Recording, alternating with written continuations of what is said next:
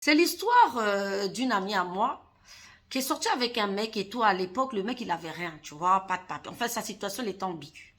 Donc, elle prend le mec, elle le met chez elle et tout. Elle est bosse, tu vois. Et pendant le 2 ans, 3 ans, le mec, il bossait, soi-disant pas. Un jour, elle rentre à la maison, elle voit qu'il n'y a rien à manger sur la table. Et elle dit à son homme, attends, t'es resté là à la maison, tu pourrais même pas trouver 5 euros. Le gars dit, non, je pouvais rien trouver, je pouvais rien trouver. Ok. Si tu arrives sur ma page, like, abonne-toi, partage, mets la vidéo en favori. Tu pourras en avoir besoin plus tard ou pour une amie. Eh les filles, c'est un conseil que je vais vous donner, hein, parce que c'est réel. S'il vous plaît, ne passez pas à côté de vos rêves. Je sais que souvent, quand vous vous mettez en relation, vous aimez la personne, vous voulez tout. Mais rappelez-vous, au début de cette relation, qu'est-ce que tu espérais? Qu'est-ce que tu rêvais?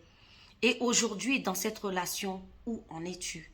Pose-toi la question, parce que beaucoup trop de femmes passent à côté de leurs rêves. Je dis passe à côté de leurs rêves, c'est ainsi. C'est-à-dire, tu as rencontré cette personne, tout allait bien, tu t'es dit on se met ensemble et tout. Toi, tu travailles, elle ne travaille pas pendant 1, 2, 3, 4 ans. Et tu continues à lutter, tu continues à faire les courses, tu continues parce que tu l'aimes, tu t'oublies même.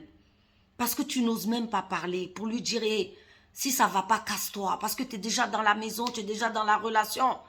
Ma chérie, même si ça fait 5 ans de relation, des relations babisoto comme ça, casse-toi. Apprenez à vous casser. Écoutez les red flags. Je vais vous raconter une petite histoire. C'est l'histoire d'une amie à moi qui est sortie avec un mec et tout. À l'époque, le mec, il avait rien, tu vois, pas de papier. En fait, sa situation, elle est ambiguë. Donc, elle prend le mec, elle le met chez elle et tout. Elle est bosse, tu vois. Et pendant le 2 ans, 3 ans, le mec, il bossait, soi-disant pas. Un jour, elle rentre à la maison, elle voit qu'il n'y a rien à manger sur la table. Et elle dit à son homme, attends, t'es resté là à la maison, tu pourrais même pas trouver 5 euros.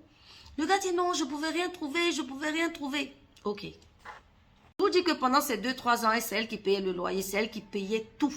En plus, elle a des soupçons de rumeurs d'infidélité et tout. Elle a fait comme si elle n'entendait pas. D'accord? Donc, elle lui a même donné un enfant, etc., etc. Donc, c'est ainsi qu'un jour, son banquier, elle l'appelle, puisque l'État a découvert, l'État à bout de souffle. Elle tenait le foyer toute seule, 5 personnes. Et le banquier lui dit comme ça, mais madame Tant et tout, comment ça se fait que vous êtes à découvert comme ça, votre conjoint vous aide pas? Elle dit, mais mon conjoint ne peut pas m'aider, il n'a rien. Et le banquier lui dit, mais non, comment ça il a rien? Il reçoit 700 euros tous les mois depuis 2 ou 3 ans. Elle est tombée des nues, chobard, étonnée, désabusée, désagrégée. Sa vie partait à volo. Vous voyez les filles, je continue. Malgré ça, elle n'est pas restée avec le gars. Malgré ça, elle est restée avec le gars. C'est vrai qu'après, il l'a déçue, elle a commencé à faire des bails à côté, mais elle est restée avec lui. Vous savez, c'est quoi le résultat? Il a fini par se barrer, en épouser une autre. Il est devenu français. Elle n'a même pas eu la nationalité. Il s'est barré avec 4 mois de loyer impayé. Après 10 années de relation, où elle a ramassé au bord du trottoir, façonné, mitigé tout, déguisé tout, faire l'homme qu'il est aujourd'hui, voilà les résultats. Mais une histoire comme ça, tu vas dire qu'il a été ingrat? Moi, je dis non. Je dis, c'est toi qui as été bête. C'est pas le mec qui a été ingrat, c'est toi qui as été bête. Qui t'a demandé de te sacrifier? Sacrifier ce que tu faisais là, on t'a demandé? Sans lui, tu pouvais voyager, tu pouvais faire tes bails, tu avais tes copains, tu avais ta vie. Tu allais mettre un criquet dans ta vie qui t'a immobilisé pendant 10 ans. Parce que pour moi, il t'a hypnotisé, il t'a immobilisé. Mais le choix que tu as fait là, c'est toi seul qui en est responsable, pas lui. Je vous ai toujours dit, les filles, si vous suivez un peu mes conseils et tout, faut pas rendre forcément l'autre responsable. Bien sûr qu'il y a l'ingratitude et tout, mais rendez-vous bien compte que vous avez le libre arbitre. Tu avais le choix 150 000 fois de barrer ce mec de ta vie. Pourquoi tu l'as gardé? Parce que tu l'aimais trop. Parce que voilà, ben voilà, tu t'es sacrifié. Il s'est barré. Il a eu plus de lumière qu'aujourd'hui. Ben voilà. Voilà. Et tu te retrouves à pleurer. Enfin, elle pleure pas, Dieu merci. Mais bon, c'est tout comme à se dire, ouais, il m'a fait ci, il m'a fait ça. C'est pas parce que lui, il t'a fait ci. C'est toi-même qui t'es fait ça. C'est toi-même qui as accepté de souffrir. Donc, mes go, ouvrez les yeux. Je sais que c'est pas facile, qu'on n'a pas de conseils, qu'on n'a pas de famille, on n'a personne. Appelez-moi, envoyez-moi des messages. je suis disponible à vous écouter ou d'autres personnes. Mais s'il vous plaît, prenez conseil et ce genre de choses, arrêtez.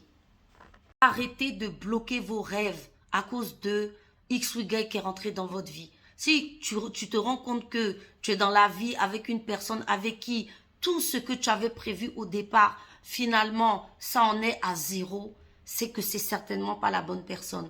Et le truc à faire, c'est de se barrer. C'est-à-dire lui en parler, il veut pas changer, tu te barres. Ah oui, une dernière petite anecdote. Il a construit une maison au bled. Hein.